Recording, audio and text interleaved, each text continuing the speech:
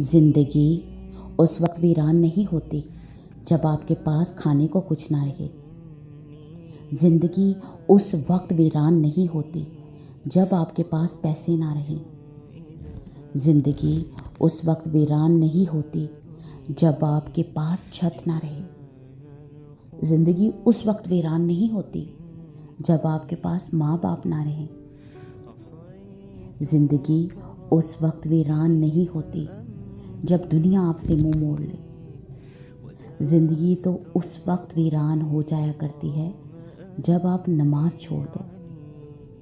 ज़िंदगी उस वक्त वीरान होती है जब आप अल्लाह के दर पर मांगने ना जा सको। ज़िंदगी उस वक्त वीरान होती है जब आप गुनाहों में मुलव्विस हो जाओ और आपको रब की याद ही ना रहे। बेशक कि यही असल वीरानी और अंधेरा है।